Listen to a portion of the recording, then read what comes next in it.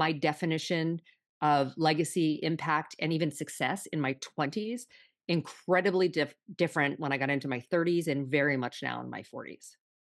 This is a Flourishing Forties podcast where we curate authentic conversations and practical tips for thriving in your 40s. I'm your host, Mofoluwaso Ilevbare. Welcome to the best decade of your life so far. Welcome back again to the Flourishing Forties podcast. And today I'm excited. I'm with Victoria Pelletier, who is a 20 plus year corporate executive, a board director, and a professional public speaker. What is the story about you being the turnaround queen, the CEO whisperer? Tell us about your journey. So I'm born to a drug addicted teenage mother who was very, very abusive to me. And I was in and out of the child welfare system. Thankfully, my biological mother met a couple she would often give me to after an episode.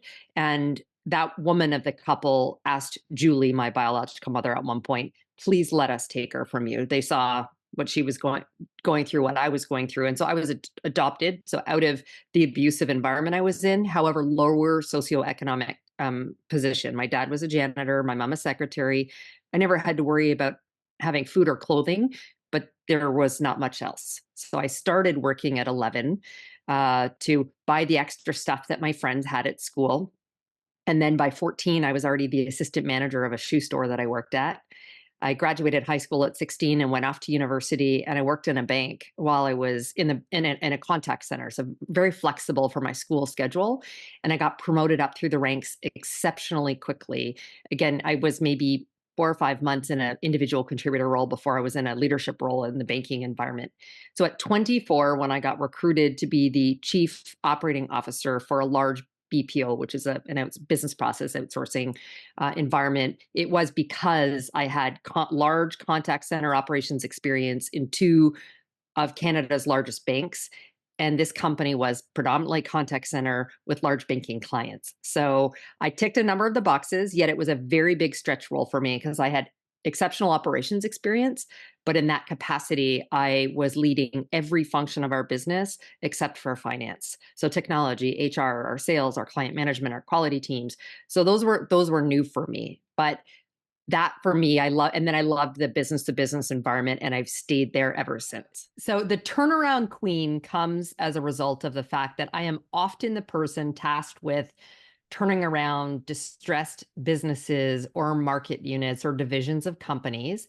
And I have been a part of, I was saying 18 and I was counting the other day, and I realized it's like 19 or 20 merger or acquisitions or some kind of transactions, several for myself personally, and the rest for the companies that I've worked for. And I've probably supported clients with their own M&A transactions, another 20 or so. So that's where turnaround queen comes from. And the CEO whisperer, I love that. I was just given that nickname in the last couple of years. I was brought in to lead a business unit within Accenture called the CEO and Board Transformation Practice. And the fact that, one, I've been a C-suite executive for so long, so there's credibility with the C-suite I'm meeting with, but also the fact that I operate with radical candor and tell people what they need to hear, not necessarily what they want to hear, has garnered great trust and credibility. So one of the top executives I was working with gave me that nickname. Oh, that's fantastic. And I love what you're saying about turnaround, because I'm sure the experience in business and in personal life is that, have you found that it's similar or is it different, turning around businesses in life? They both require a great deal of resilience. I will tell you that. You need that both personally and professionally. And I think I built my muscle and my resilience in large part because of childhood and some lived experiences. And it dramatically helped me in the business world. And Right. what advice would you have for people who really want to build their personal brand and credibility in their 40s? Besides a high level of drive, my why and purpose, and my resilience, I do attribute a significant amount of my career success to my personal brand.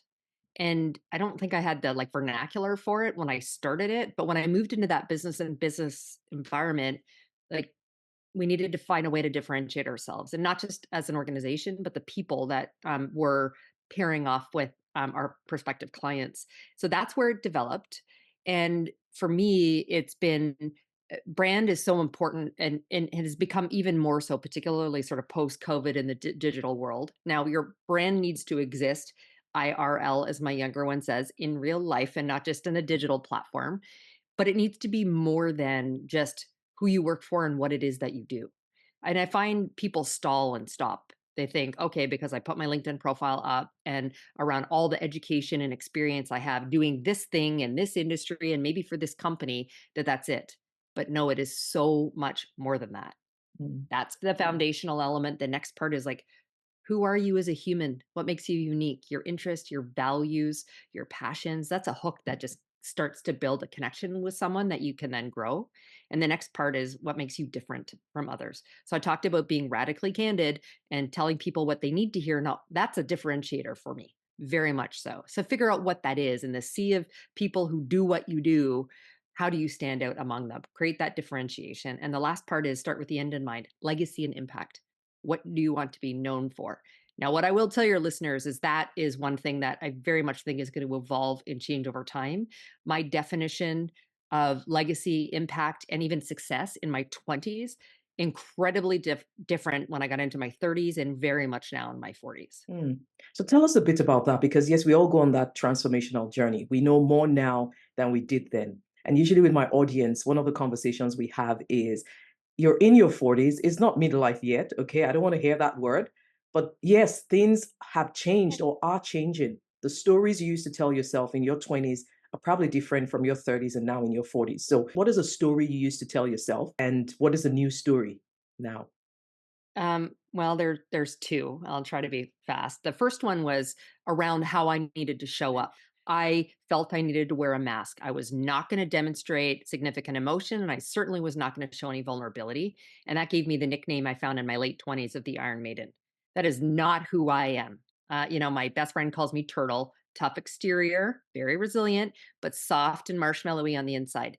So I needed to start telling myself and showing up much more authentically and getting comfortable with the fact that I was uncomfortable being vulnerable, being my authentic self, out of fear that people wouldn't accept that and they'd question my seat at the table. So Mm, that's number one. The other one was around success and what I now refer to joy. And so for me, I viewed, and I think some of it was just my youth and how I grew up. And for me, success was more material wealth, so making more money at work. It was about hierarchy and status. At some point, I just realized, and in large part, my ex-wife died from cancer, her second bout of it, that in my 30s, and that was a shock. Like, what's really important? Family and health and these things, but also doing things that bring me personal or professional joy or value. And so now when I think about success for me, it's and connected to legacy, actually, it's about I want to be known for one, raising two really good human beings in my two children, being a great friend, a great partner. I'm a massive advocate around diversity, equity, inclusion, and social justice as a whole. So I wanted people to know that I left the workplaces, the community, and the world as a whole better when I left it than when I came into it. And that wasn't what I was thinking about in my 20s. Whether you like it or not, you're already building a brand, consciously or unconsciously. But like you said, the stories in your 20s, the way you saw things differently, it's okay to get into the career space and you're growing on the corporate ladder, you're getting all the way. But at some point, you ask the question, why? Why am I doing this? And what is the impact? And what is the story I want to tell? Now, what would you tell my viewers who want to change that story? One of the things we do is we talk about the eulogy. If you imagine yourself at 90, people are standing at your graveside, what three words will they use to describe you? And some of them in that conversation found out that the words that people will use today is different from what they would love. Where should they start? Well, I think there's the desire to be known as one thing and then reconciling with perception. And perception is reality. And so find the people around you that are going to be radically candid with you, are going to share the uncomfortable truth with you.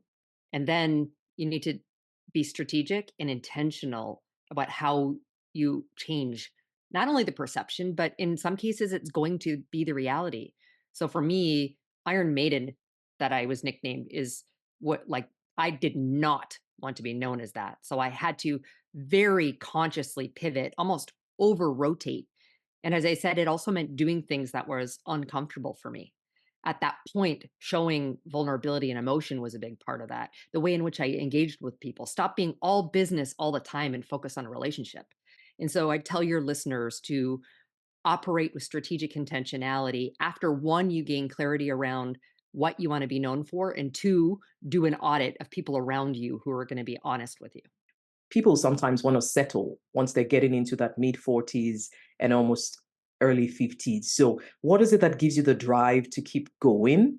And how have you managed career transitions? Well, this is one of the first times in my career where I've had to be really intentional around looking for a role. Because of a strong brand, I am usually recruited, but I made the decision to leave my last company. And the market's been a little funky. So, get clear around the kind of work that you enjoy. Do not settle. And around the drive, it's interesting. I'm very fortunate. It's not a done deal, so I actually don't even want to jinx it. But I've got a private equity family office that wants to offer me my choice of CEO position between two companies. And I was bouncing it off with one of my friends, and she's like, "Well, which one's going to give you more balance?" And I was like, Mm. "I don't care about balance. Like that's not. I don't think about it's work life integration for me." But now that my children are out of the house, I'm like, I said, I've still got this long runway of 10 or 15 years before I then settle into more of a portfolio career where I only sit on boards and do my speaking work. The drive is there. It's in large part, I think it's actually in my DNA, but I know that I have so much more to accomplish. There are some things that are non-negotiables for me. And one of those is fitness. So very much a fitness fanatic. I work out 6 days a week.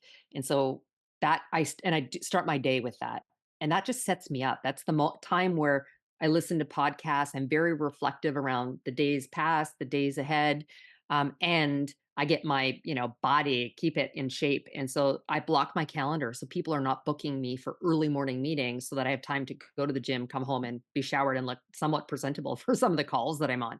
So that's one. I've also really learned over the years how to say no to the things that don't bring me joy or value. And there's still some stuff that has to get done if I don't enjoy it. And I jokingly say laundry is that. When I met my husband, I had a cleaning crew, and he was like, "Ooh, I don't know if I want them doing my laundry." And I was like, "Babe, let's be clear. Doing the laundry and cleaning the home brings me no joy. There's value, but no joy." I said, "So you can get comfortable with the cleaners doing the laundry, or you can do it." So he and I are together 10 years now. He still does the laundry. So I learned to say no, I delegate, or I outsource. Absolutely. And I think that's fantastic being able to say no, telling other people about it as well. Because it's one thing I talk about also with Flourishing Forties, where sometimes you assume that people know what you want and what you don't want. But there's nothing more powerful than just having a conversation and talking about it and saying, yeah, how do we resolve that and find some compromise where you can? So thank you for sharing that. For anyone who is going through career transition and who probably just can't figure out who exactly am I, where should they start? And what would you advise them to do? Start with an incredible amount of self-reflection and awareness. Going back to and I love the Japanese philosophy around ikigai, which is around doing things that when you're skilled at, you're good at, but where there's a need for, where you can get paid for, where there's joy around doing it. And so, go through that exercise.